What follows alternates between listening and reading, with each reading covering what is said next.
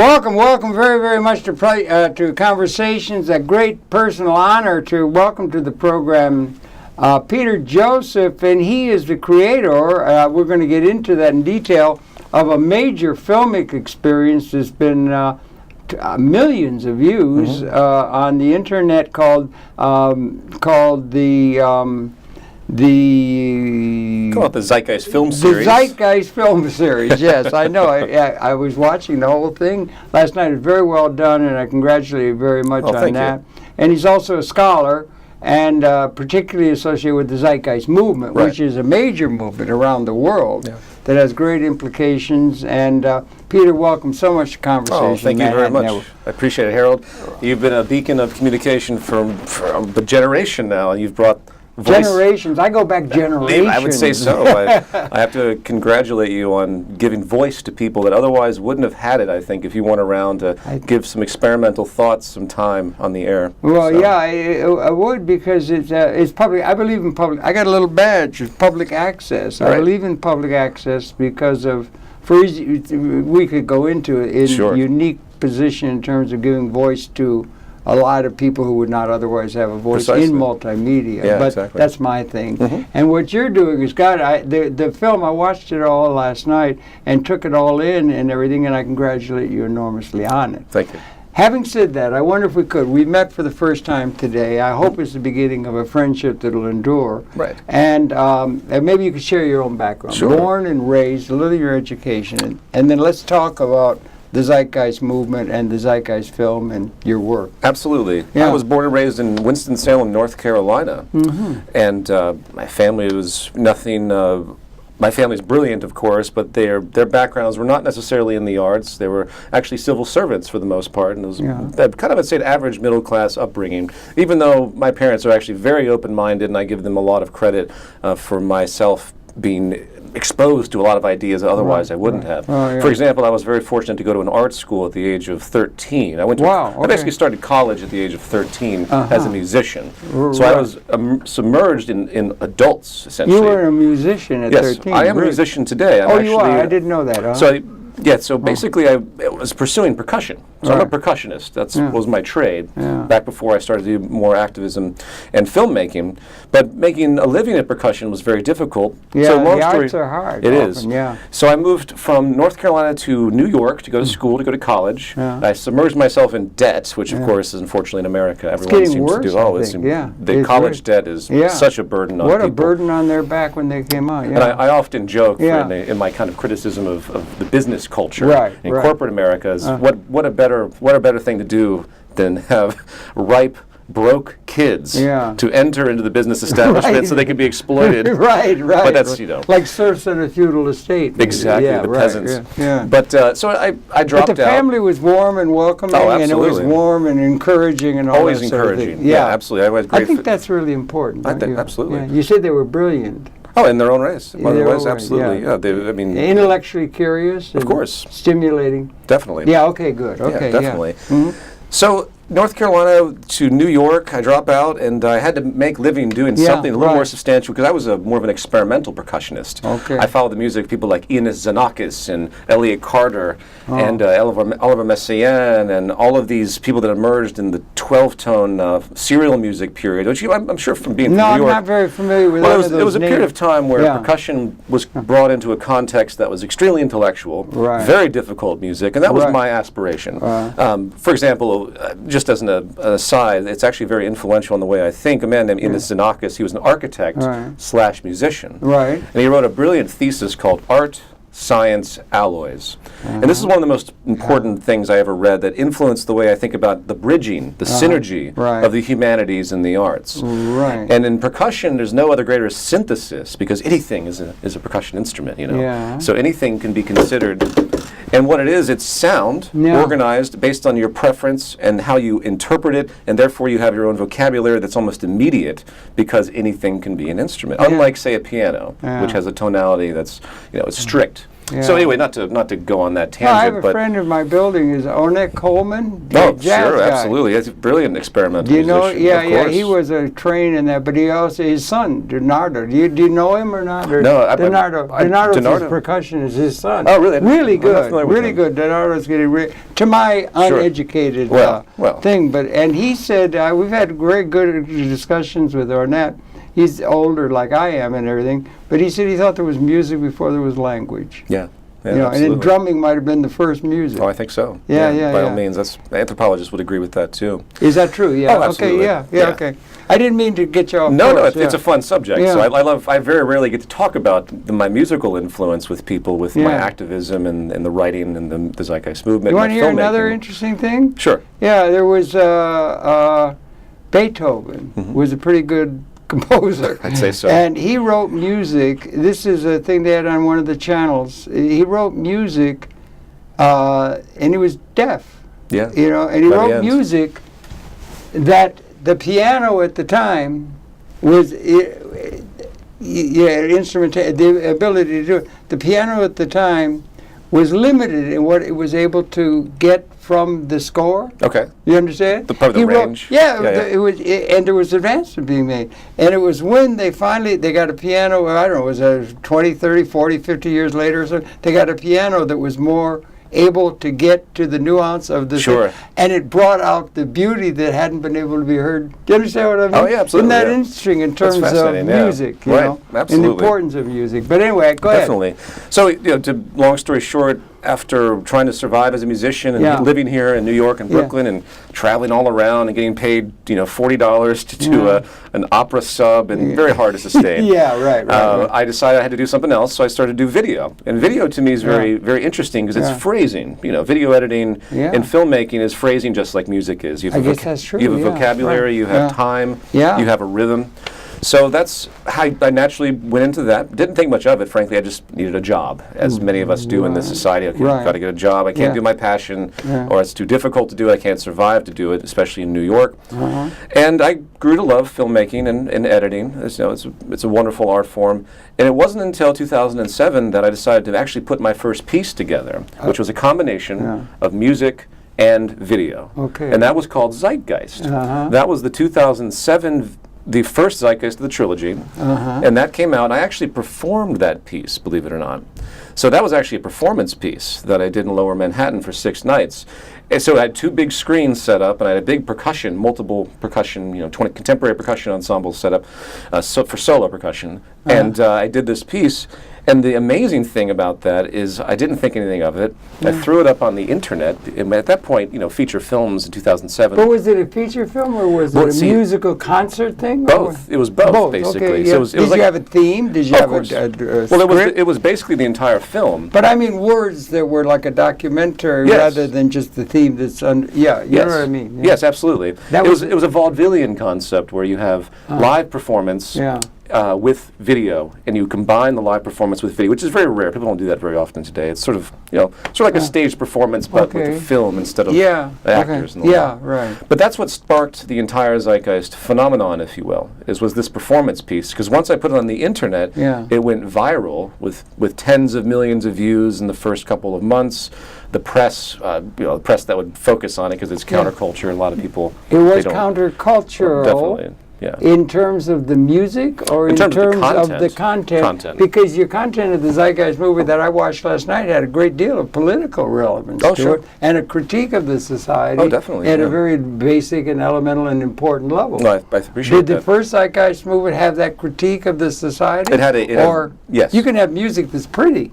Yeah. Or nice, and does even tell a story. Sure. But it doesn't have political content. This had a very, very, very critical political content to it as well. So you were. I don't want to use. I'll use the term out of the ours. You were again a good deal of what the political order was offering in terms of the organization of human society.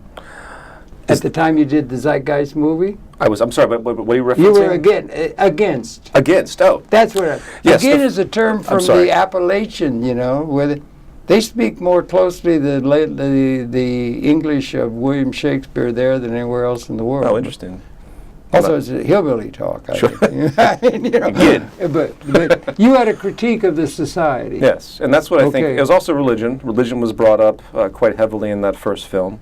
Okay. And then it evolved to the second film a year later, which I featured sustainability concepts. I featured a lot of different monetary critiques, things that we could do. Basically, it marked. I had an interview with a man named John Perkins who talked about how global debt is being used. Well, that's the economic hitman. Exactly. He was amazing. Lucy Commissar, you know Lucy? She did. Well, he had a book with her too. She was one that showed offshore banking and that. Oh yeah, sure. But the corruption is, as you know, just goes to infinity in this world. It's almost 360 degrees. You can find dysfunction. Yeah. It seems. And I guess, and that's my biggest interest. Not to jump ahead too much.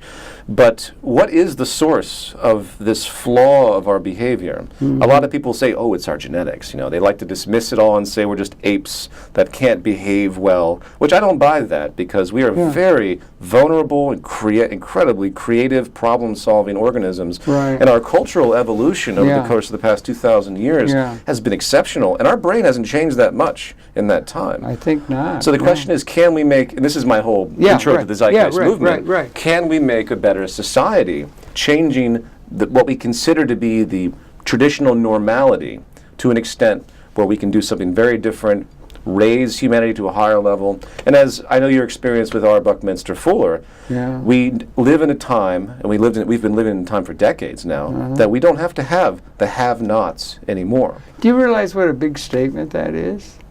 I hope it's a no, I mean, statement. In a certain sense, Fuller did that. That we've lived in a condition. I guess mostly you've done a lot of reading, a lot of thought. Obviously you're intellectually oriented and all that. But I guess it's about 200,000 years, I guess, now that our species is here. That's about what they seem to be coming up with. Did you see the thing in Georgia? They found Homo erectus in Georgia, in the country of Georgia. That seems to be our immediate predecessor. Oh, really? Okay. I thought it was Homo habilis. I used to say it. I was wrong. Right. And it's synergetics. Emerging properties come out. Sure. You learn. And nothing. Synergy is the behavior system unpredicted by the sum of the parts, which leaves you to where you don't have any absolutes. Exactly. Because there are emerging properties all the time in terms of evolution. It's like weather patterns or chemistry. Exactly. But we get 200,000 years. That's about 10,000 generations. Mm-hmm.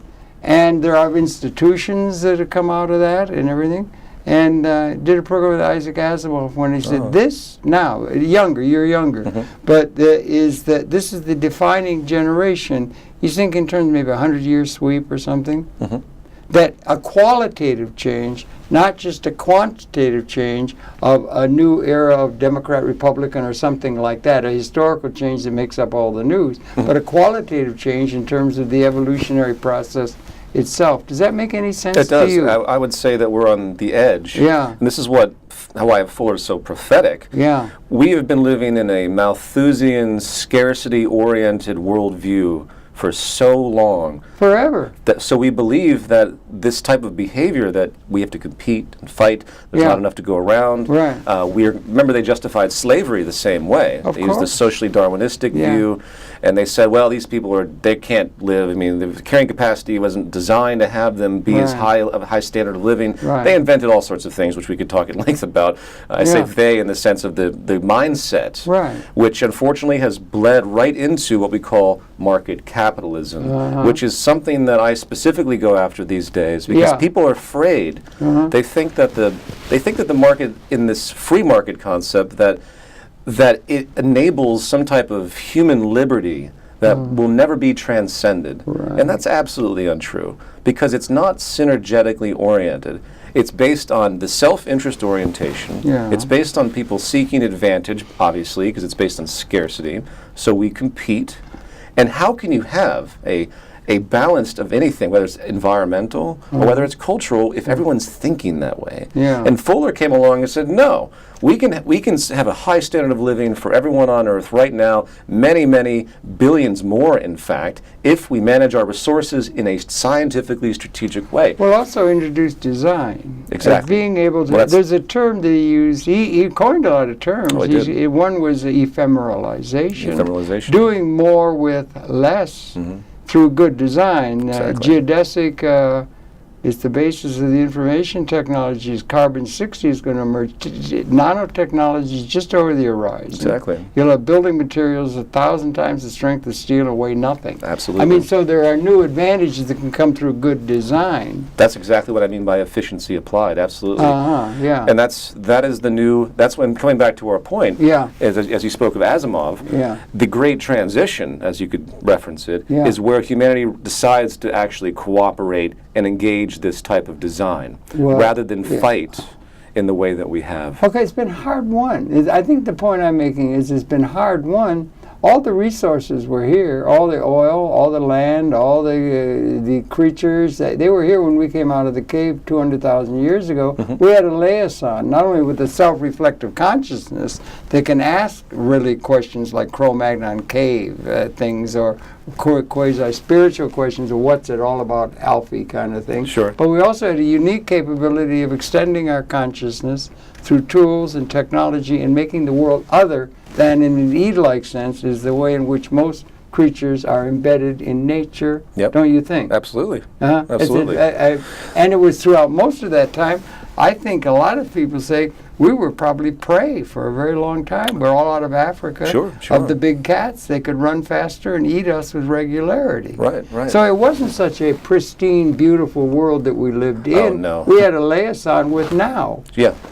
That is only now. Right. And it wasn't able to be now ever in the past. We've come to the end of a whole period of institution building for thought process and everything that culminates now to where your younger generation can come along and say, this is a time of qualitative liberation that has only been dreamed of in terms of our epistemologies and so forth, if you can follow. Absolutely, I follow. Absolutely. Yeah. And the Zeitgeist Movement touches into that. Oh, that's. I think what you're inching into is there's a value orientation where people need to understand not only their relationship to the environment and their relationship to each other, but they have to realize that the feelings that they have that are so built into the old system, the Malthusian scarcity system, need to be addressed. Well, it's not, if I may, it's not just, if I may. Yeah, I may be wrong. Sure. I may be wrong. No, please. But it's not just the Malthusian.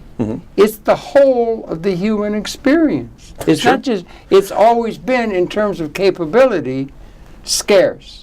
And in a certain sense, it's always been, that's zero sum. For one to win, somebody else had to lose. There's not nearly enough was characteristic of an order that we're trying to see birthing itself now, where there can be enough for all and the ecology and fit into the nature, the pattern of nature that nature provides. Sure. That it's a qualitative, almost like speciation, or a moment of qualitative transformation in the universe collectively. I absolutely agree. I guess I use the term Malthusian because it's probably the most highlighting social detrimental train of thought that has held through for so long. It goes long before Malthus. And of course Malthus isn't addressing the environment per se, because we're degrading the environment almost as bad as we're degrading the sense of public health in the human condition. So I look at an economics, to kind of step broadly back, as public health. That's really what it's about. But public health is right there with ecological health, obviously. And the market and the system of market capitalism has evolved as it is, based on, again, on that scarcity premise, can't understand these two ideas. It only can see the exchange. It can only see the action. It doesn't actually support, in an empirical sense, either one of these. If it's a natural byproduct that either of these balance out, which it clearly hasn't been, then that's good, but that's obviously not the case. So coming back to the Zeitgeist Movement, the deepest element of our work is to show the world in transition what's possible, just as Fuller tried to do, and then to establish systems that can design out the current mode, and then bring in a new social infrastructure that's based on intelligent resource management and a kind of human synergetic relationship that doesn't see each other as threats as we do now, but rather as agents of each other, where we help each other. Cooperation. Of course. And the unique thing about all of it is that our evolution has always been fueled by cooperation more than it has been by competition. That's probably true. That's been operative, Because all you have to do is look at the evolution of intellectual thought, and what is underneath all of that. the sharing of information. Even in the most competitive environments, people will, some cell phone company makes something over here, they hoard their proprietary knowledge, they don't want to release what they're doing. Another one over here has some other information, but they basically have the same root information. But they release this phone here with some idea, the idea becomes public, they adapt the idea, they improve it, so you have this back and forth. But what that's competitive, right? What underlies it? Sharing of information. So it's still sharing. That is true. So you and I we didn't invent our words. All the things that we talk about intellectually, they are literally developed from literally millions of years of the source of communication. You go back to almost the start of molecular biology to see how we've evolved to think the way we do, why we have the hands we do. So everything's interconnected. And I'll say one more point on that. But there's a property notion in society. And people think, okay, well, I own my phone. Well, you don't own your phone. You didn't develop the ideas that made that. You didn't create the machine that was used to harness that polymer that set that, that casing in motion. So there's no such thing as property. Particularly with roboticization, even more, the human input is even diminishing to the vanishing point. That's another level too. Absolutely, the whole labor theory of value and it is being questioned now, and yet it informs virtually the entire economic and political system of the world. At the moment, right? See, major problem. Absolutely, that's something that the market doesn't understand. So there's a clash of consciousness coming from our technical capacity, where we are literally fighting our own progress because we're not able to update the social system the way that we need to allow for the ephemeralization to take hold, to free humanity from the drudgery of a 9-to-5 job that they probably don't like because they just have to do something for work, to actually elevate the have-nots to a high standard of living, which by the way would reduce, because of the synergy, reduce all the wars, all the crime, all the, the greatest predictor of child abuse is poverty. Absolutely. I mean, and what happens when people are poor and they grow up and they're abused? They get more abusive. They turn into serial killers. They turn into criminals on multiple levels. They have an interest to hurt others because they never trusted the society to begin with. So all of that causal stuff is rooted in this inefficiency that is no longer necessary. It's no longer necessary, but I think it's important, particularly, maybe I'm older or something, is to keep in mind that is James Joyce had Daedalus say, history is a nightmare, one could say, of injustice, from which we're attempting to awaken. Ooh, wow. So it wasn't something that was, what is perhaps going on, and heralding is being heralded by the Zeitgeist Movement in the film and the thing they're trying to do, wasn't possible at any time other than now. So you had Dickensian terms, and they were not able to do that, to have anything like what we're thinking is now coming exponential. Like a locomotive. The future's catching up with us. So we ought to be a little bit understanding of the elders or the older systems, and those systems are reified in our architecture, in our institutional structure, in our thinking, everything. So it's a really big change that's coming, and it's a little hard to get your mind around it, to go from not enough to sufficiency.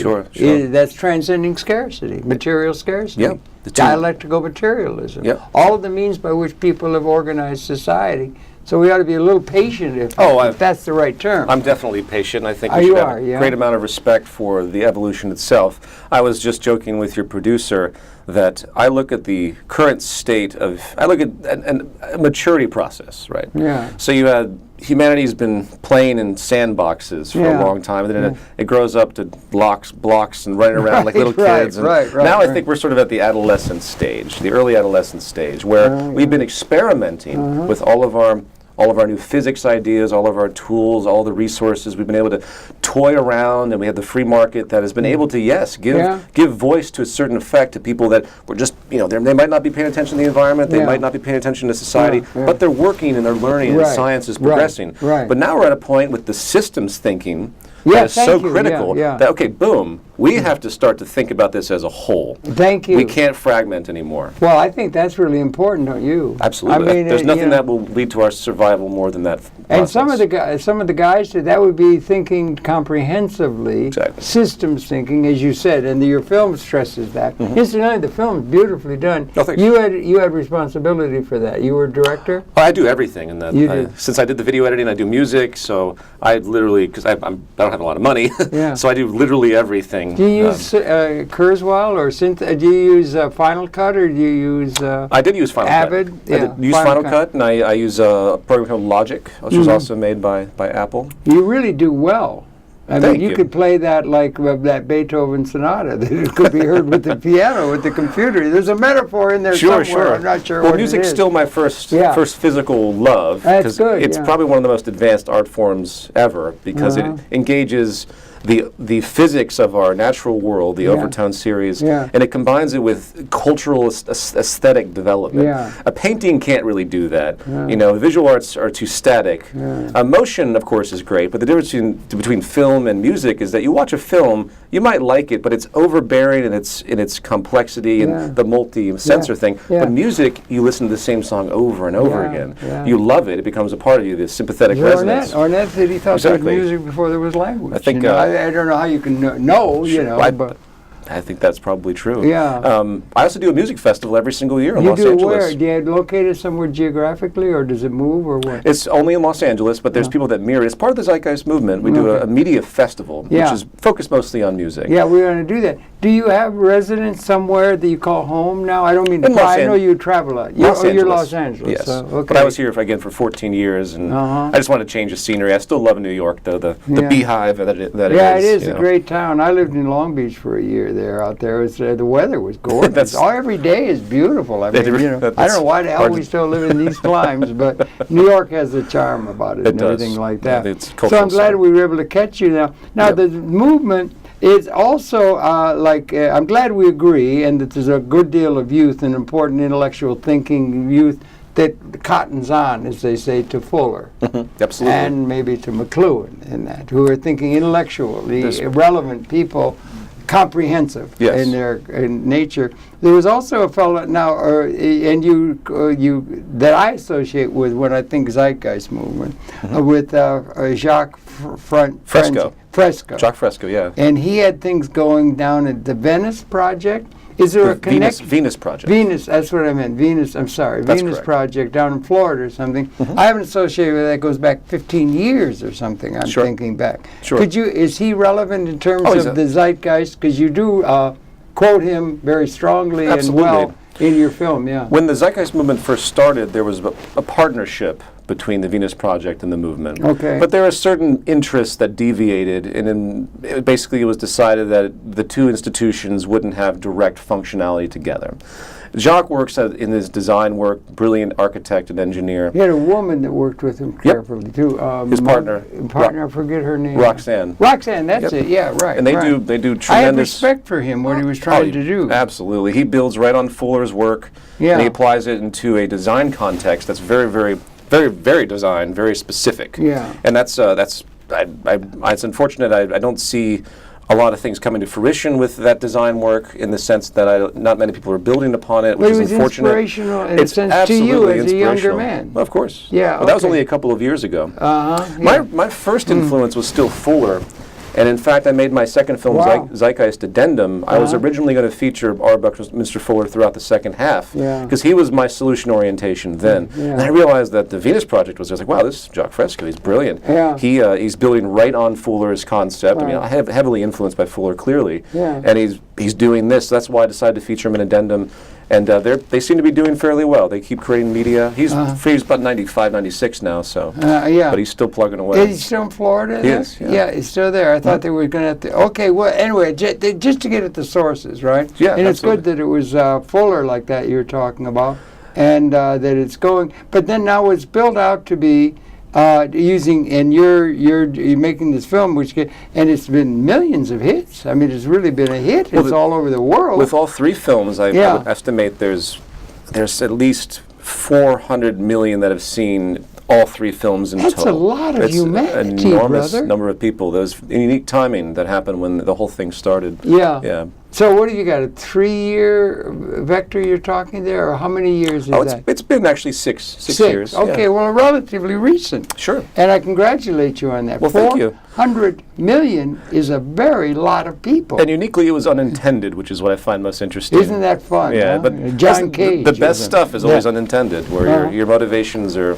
are not trying to gain an audience, not trying to do what people seem to interpret that you're doing. Yeah. And in fact, I'll be perfectly honest, my activism interests were very, very low on my sense of priority. I was a musician, which means a musician is inherently narcissistic. You lock yourself into a practice room for 8 hours a day, and you're as antisocial as you could get. But I realized God bless him. Well, everything has its role. Right. This synergy. Right. I mean, if I didn't have music to escape from the the qualms the drab news reality. Of course. So I guess my point is, I felt pushed. So when I introduced people to Fuller or introduced people to the Venus Project or engaged activism, I was very hesitant originally to do anything, to be perfectly frank. I was very hesitant to be put in a position where I could be attacked and say, oh, well, there's another political upstart. That wasn't who I was at that point, which I think is important to state. So I wasn't really an activist back then. I was socially concerned, but I was too distracted with my own narcissism. And I woke up, though. I was like, wow. And I'll put it this way. All the work that I've done has been pushed.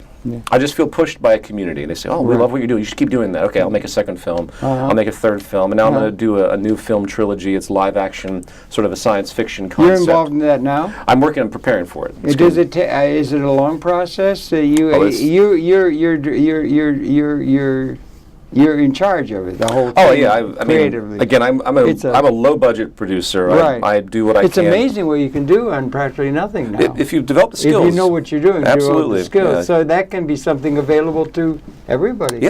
Almost now. Absolutely. And the equipment's getting available in a way that it's a miracle. The democratization of technology, because of, again, ephemeralization, has been absolutely incredible. People wouldn't conceive of. I'm sure when you look into your studio and you see all the computers.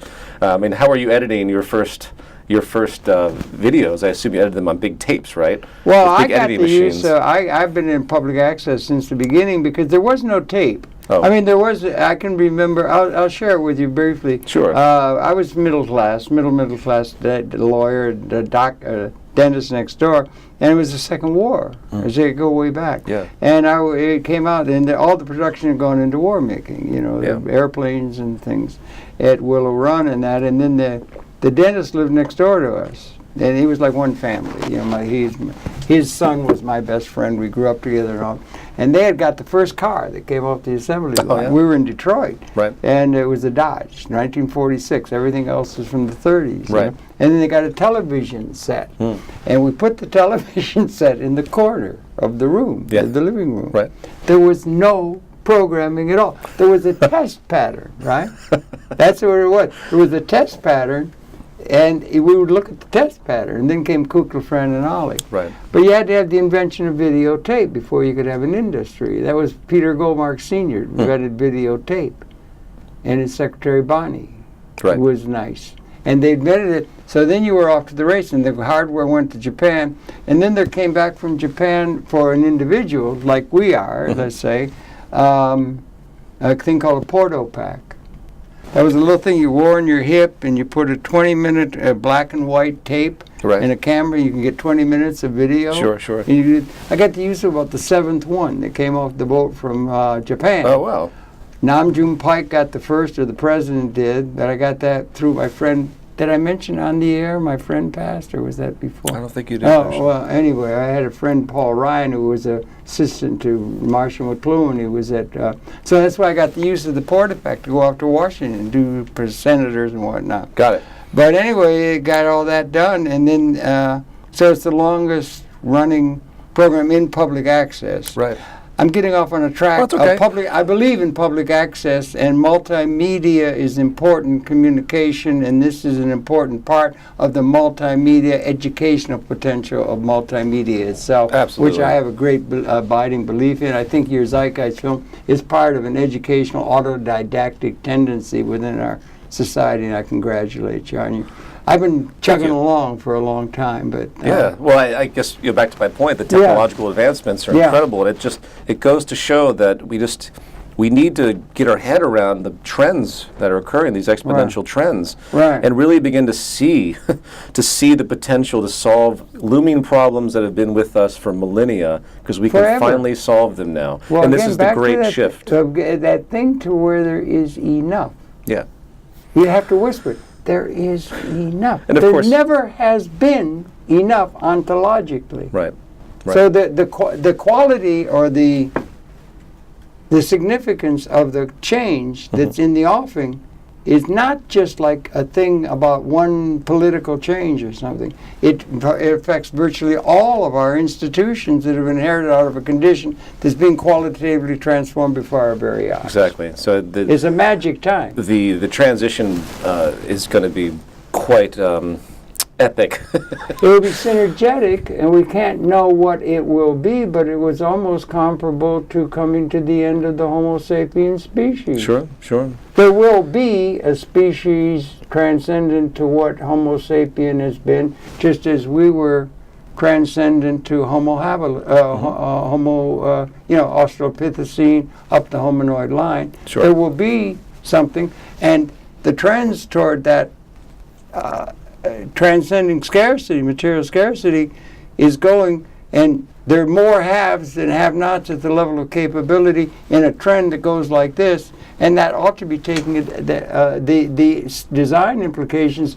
Political institutions, educational institutions, they should be taking notice of this qualitative change, but they're all reified, understandably, the institutions that already exist that are being reified or reestablished and supported. Exactly. And you can blame... They should be subsumed, perhaps. I don't know. Presumed, rather than overthrown. Overthrow which can is a become complex a political word. Yeah, it is. I think it's just as Fuller would describe, you just build a new model that people see the merit of, and you assume rationally that these older institutions will see the logic, and then they'll move and change and transition. But here's one thing I'd like to say. That's what we would like to see. Sure, but one of the problems, and this is something that I think isn't addressed much with people that talk about the state of advancing technology, from the Singularity Institute to a number of other progressive institutions out there, they don't seem to understand that this market phenomenon preserves scarcity. It preserves institutions. It has an interest, it has a very core survival reaction, I would say, that doesn't want anything to threaten what has been pre-established. Yeah, well, that's an old, that's the ancien regime, they call it in France, you know. And people look at that, they say, oh, that's just a power neuroses. But it is a power neuroses, but it's constantly reinforced by the acquisition of money and the entire process that underlies market capitalism. So the reason I bring that up is because the movement isn't just about the advocation of all these possibilities that Fuller and others have put forward. It's the recognition that the current model is extremely inhibiting. And it's gonna fight this type of progress. And I'll make one more point in a value system sort of disorder that is amalgamated. I mean, we can all talk about materialism. We have a whole subculture that values themselves based on what they own. You know, there are so many people out there, and that's old news. It is. I think it's been in existence from Rome to dynastic states to early America, and the fashion element, but it's gotten much worse. We have a consumption society. Where you might remember in the early 20th century, the mid 20th century, post the Great Depression in America, there's been a number of books written on this. There's a man named Edward Bernays, for example, who was a propagandist. He was a PR guy. The head of PR. And he's heavily credited with turning America into a consumer culture. One of many, where he said, for example, before World War II, we consumed half per capita resources. The United States, you mean? And the Western world by extrapolation. Than we do now. Now, what does that mean? It means that we're becoming less satisfied. It means that we demand more for some reason. We have no recognition of the environmental relationship. We have no recognition of such synergies. We want more and more. And this, my main point is that this neuroses has come forward, and it's absolutely prolific in 20th century economic writings, where this idea of infinite wants. Have you ever heard that phrase being used? Well, I have. I can see where it could be used as that. It would be part of a thing of saying it's ipso facto absurd to think there could be enough, because our wants are, until you've got a swimming pool full of diamonds of the highest order, you're not Exactly. That's an absurd obsession. And that is a core staple of economic philosophy amongst almost every school. And it underscores all of our political and economic rationales by which the planet operates currently. And justifies the homelessness, justifies the third world living in a dilapidated environment. Yeah. It justifies the imbalance. And the way it's also a mark of great insecurity. Oh yeah, absolutely. And that's the whole point of this consumeristic culture that was put forward. Right. I mean, there are people. There are people in Africa now that don't have running water. Yeah. They don't have electricity, but they have cell phones. That's interesting to me. Well, that is a jump, yeah. It shows the sense of priority. Yeah, in a certain, I mean, there's other reasons for that, which is due to ephemeralization. Yeah, it's become that inexpensive because it's so easy to produce. And the information is going exponential. And the robotics are catching up with it, I think. The robotic process. Oh, sure. Hans Morgenthau and the guys at Carnegie Mellon, the robotic thing, everything being produced in a mass economy is becoming not only information technology. Airplanes are going to fly themselves, but also robotics. The production of mass goods. The means of production is getting becoming smaller. robotized, and the way in which the labor input to it is being eliminated. Right. So we have a pretty fix because we don't have an economic system that can form capital. Yep. And also distribute demand and buying power to clear the market. Precisely. So you major problem, isn't it? Absolutely. Yeah. And the only solution to that, just like they did in the mid-20th century, is to have people want more and more. New industries that are made that are service-oriented, or anything that actually puts people into a position. Like I have a joke I often talk about. Where, tell a joke. Go well, on. It's not really a joke. Pretend you're in a club doing shtick, you know? Can you do that or no? Go ahead. No. No, I haven't graduated to that yet. Okay. But I will say that, and on these social networks that are very popular today, there's little games people play, and they can get credits that can be exchanged for monetary value. Usually it's used for purchase coupons. Yeah, right. I often joke about everyone just sits, the entire economy is everyone playing these games in the future, making little credits so they can do something with them that only can exist in the digital realm. Don't you know what I mean? think we might get to a point where, after all, you can only eat so many T-bone steaks? I mean, what you had a steak, you don't need more. That might be one of the hopes of the world, that people can begin to understand, rather than I better gobble it up, there is enough for all. Yeah. If that's a whole different ethic and a whole different way of psychology among the people, if there is enough. And then people imagine everybody having what they need in order to realize their full potentiality. Exactly. What's wrong with that? Exactly. Exactly. Full potential realization is not how much stuff you own, it's what you learn to do. And that's hopefully to me. Let's not just say that's a good way. They used to say with the old darkies on this plantation, look, they're all happy slapping their knee and playing a banjo. Right. But they weren't. There was slavery. Of course. And it's still slavery. Right, of course. And so, you know what I'm saying? Oh, absolutely. I guess some of those things that people want, like I want something to eat, I mean, that's reasonable and a good place to live, and maybe even a little better than just adequate. Right. You know, Marx said, from each according to his ability to each according to his need. Mm-hmm. But how about reasonable wants? Right. Reasonable wants. That is exactly there's a dialectic there, or there's a nuance there that has to be understood in a new way. And don't you think? And the Zeitgeist Movement might be tuned into that, it seems to me. Here's how I would think about that rationally. Yeah. If you have a society and you've decided to actually have human rights, which we more or less have on this planet. We have a declaration since '48, but... Well, obviously with the inherent corruption and the baggage of the scarcity system, it's very suspect. But the scarcity system. But let's just remember that we do generally want to respect each other. Racism has subsided. Classism's a bit of a distortion. People do have that classism thing where they... Well, that's based on economics. Exactly. They assume that it's just the way it is, you know. But if you look at it from an environmental standpoint, we can't have everything we want.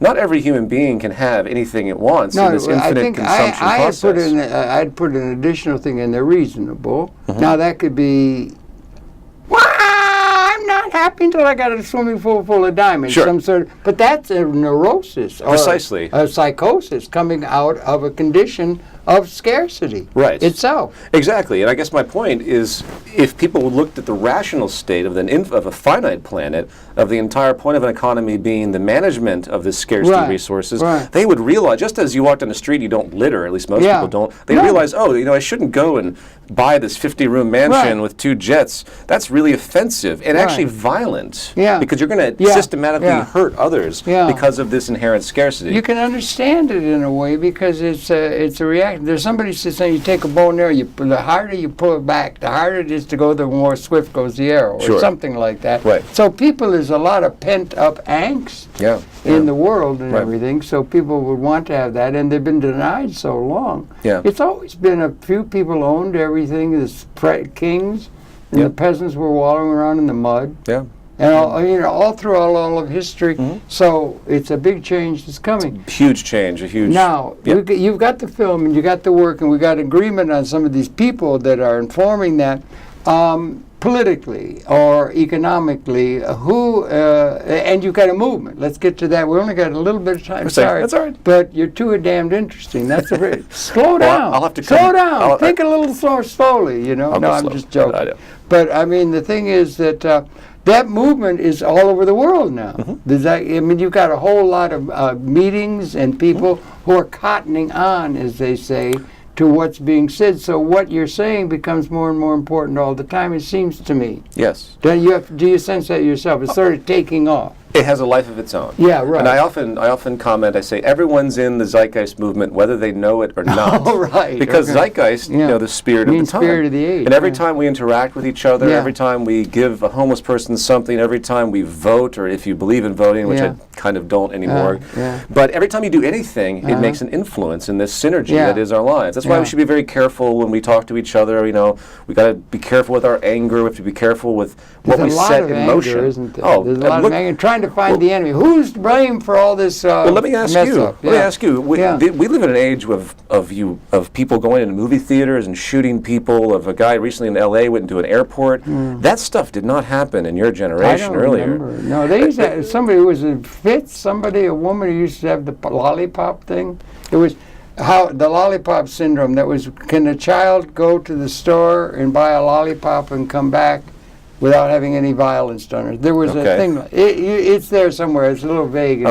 But it was a thing to indicate. You never thought about any violence. And then you had Occupy come along. Just a couple of years ago. Yeah. And then the Arab Spring. You had There's a lot. There's a civil rights oriented movement or protest happening somewhere on the planet all the time. Well, there is protest happening, and in a certain sense, a good deal of what comes out of the Zeitgeist film and the movie is a protest in a way of the system in a way. Right. And Jacques Perez, you have he in there, and he's saying the whole damn thing has to change. Absolutely. I said, okay, good, Jacques. Definitely. But so you got that movement, and then now what about a thing? We got a world set up among a dialect. We got a private sector and a public sector. I hear you're using the term resource-based economy rather than going through the Federal Reserve and all of that. But we have a private sector, public sector. Is there any commonality between how do those two things relate, both nationally and internationally, as we move ahead in terms of the real world? Well, I would split some hairs and say that we don't really have a public sector. All we have is a private sector. Even the state institution, if you really break down where their motivations, where their influence, where their policies, how they even execute things like fixing roads and the like, which you would consider to be sanctioned from the public institution, it's actually all private. In fact, we've seen the privatization of everything as well. Well, that's since Friedman. That's since Friedman and so forth, particularly Papco and Reagan. I'm splitting hairs here. I know. Because most people talk about the public sector with basically this overarching kind of state control. They would say that the public sector has something to do with a non-trade-based orientation. And that's actually never been the case. It's had the appearance of that because there is state control, but what's behind the state? And this is something I argue a lot. The state is the commercial entities and the commercial powers. Well, that's an interesting take, and you don't see a distinction between that and the corporate structure. I see the corporate and state structure literally as one. It's one. Oh, they've colluded. Well, but they've always look at the kings. They've always colluded. The mercantilist period. The kings. But they've always colluded. Exactly, always. You had feudal kings and everything. Absolutely. So nothing's new in that. And they were the supreme economic masters. But we do have the government or governmental activity. When Eisenhower was president, the tax rate was 92% coming out of the war. I mean, that was a lot of, and they build up. So we got a private sector and a public sector. That's still a dialectic holding in this country and around the world. I absolutely agree. Yeah. I could just on the private. the institution of private property or ownership of a, let's just say, a piece of capital asset that would be a means by which income could be distributed, is that to be eliminated, or is it to be understood one big cooperative, a Mondragon on large steroids? All that language. Or how are we going to relate to those issues, if you understand? Absolutely, I absolutely understand. What we're looking at in the future is an open source world. Okay. Where the public. That comes out of cybernetics, Yes, absolutely. Well, the idea of sharing everything. All knowledge specifically. So there's no proprietary knowledge. You go on the internet and see all the designs that are happening, and you can contribute. Because if you think about it, there's open source is beautiful. There's no such thing as property. Property is something that we've conjured up for the scarcity management. I don't really own anything. I don't. As I said earlier, the intellectual thing that made your stopwatch there, you didn't invent that. Therefore, you can't physically own the idea. And they tried to through trademark. Oh, of course they tried, but that's false. And that's intellectual property rights. Of course, which is all nonsense. But that's part of the world order. This one, absolutely. Yeah, the way it is. But in the truth of the matter is, there's no such thing as property. You can't own anything physical. It's not really connected. And I would suggest philosophically, we don't even own ourselves. It's in other words, in the broad scheme, over the course of long-term synergetic evolution, life and death, and the exchange of knowledge and sharing of information, every single word that is coming out of my mouth is learned. So I don't really own my ideas. I don't. Everything I'm talking to you right now isn't really me. I'm just the embodiment of all the information, all the experience that I've had synergetically come into me. And so is everyone. And coming back to coming back to the property notion, we live in an access society. And that's what I think is the most beautiful concept. Spell it out. An access society, in the context of what the Zeitgeist Movement promotes, is that everything is accessed, nothing is owned, and you can share everything through existing systems, created systems that are designed to allow people to have access to automobiles and everything that you'd ever need in an abundance, but they don't need to have it and hoard it. So I'm a filmmaker. I have lots of film equipment. I don't really want to own it, but I need to because of the resale value. You know. So if I rent something that's $200 and I rent it 5 times, I pay $1,000. I might have been able to just buy that thing for $1,000, and I could have it to resell for a slightly less percentage.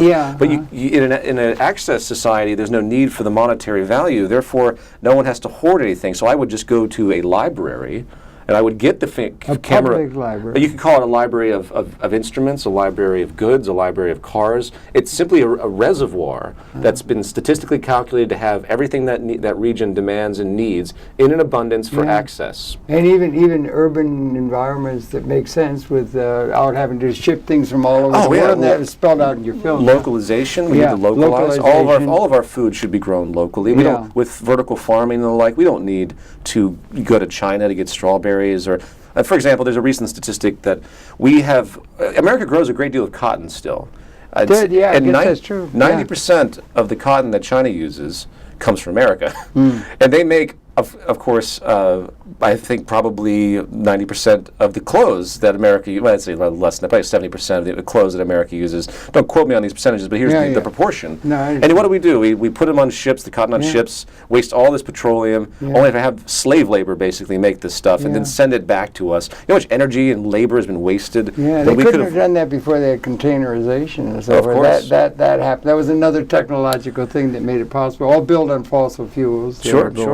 And everything like that. The efficiency. But there is a private sector. There's corporations and there's government, and that's still a thing that evolves. It looks that way.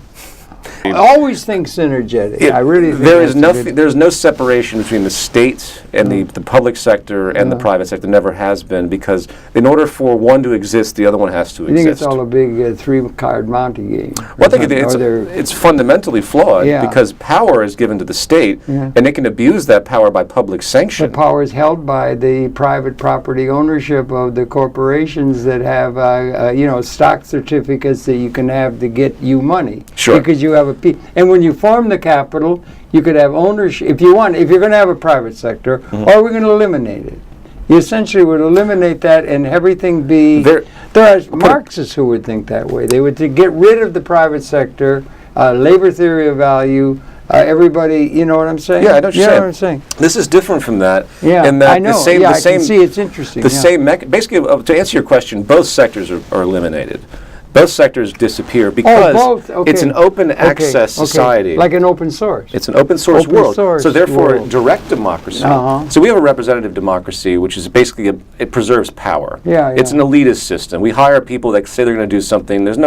They can be in power for years. They never do anything. Yeah, you can vote them out. Then you'll probably just get somebody else that will do their own thing again. We need, through technological means now, we can have a direct democracy that can not only design the goods we want. Participatory democracy. The government will probably fade into obscurity as we know it, because what is the point of the government really? It's there to manage the inefficiencies of the economic model in a way that the private sector, as you put it, can't. So we could have a world that would be doing away with both. Yes. The main instrument of governance is the system that everyone accesses. And that again, the model is open source. Absolutely. You're thinking, in every regard. And that's beginning to resonate certainly among the young, isn't it? And probably the largest society too. Usually just with respect to programs. That's an important metaphor, right? Yeah, absolutely. And it resonates with synergy. It's utterly synergetic. I see. You remember Fuller often talked about how if you just gave people the time to actually think creatively, remove them from the specialization, remove them from the monotony of labor and from money, it's just for survival. Give them the time, and the potential of those human beings could be tremendous. And in this type of approach, this open source global approach, sharing of ideas, being creative. And so you invent something, I go online, I see what you've invented, and I say, I want to contribute to that because I have a background in that type of development. And then we share ideas. And you can create, and I don't want to jump too far ahead because I know we're running out of time, but with the advancement of nanotechnology, 3D printing, we don't need the means of production to be owned by anybody. Everyone can own the means of production.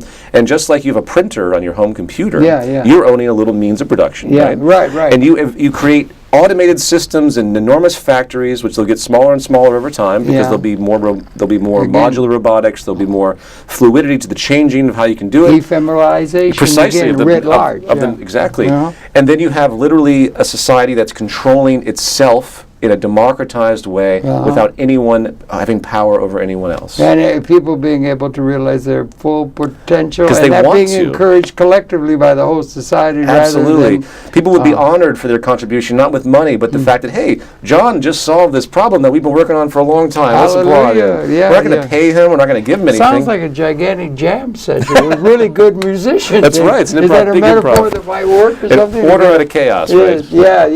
But it'd be, I think I sent you the lecture that I talked about. Yeah, I did. I listened to that. Economic it was overseas somewhere in Europe. Or it was in Berlin. Yeah, we could. But if anyone listening wants to go to, well, all of that would add up to a thing where you could get hours out of education or learning and everything, and you get away from. They can divide and conquer the intellectual community. It's all specialized, so you get more systems thinking, more autodidactic systems thinking, and it can be distributed and educated in an autodidactic, cybernetically enhanced way. And if there's one example that could be used to encourage many of the people who want to go along that course, it would be this film. It's called The Zeitgeist.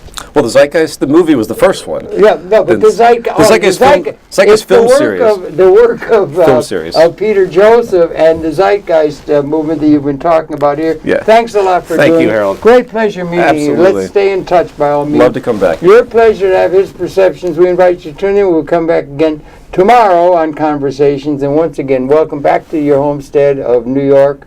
And LA is good too also. Thanks for viewing. We'll come back again tomorrow. Okay. Thank you very much. My pleasure. We just touched the surface of a very big subject. Well, next time maybe I...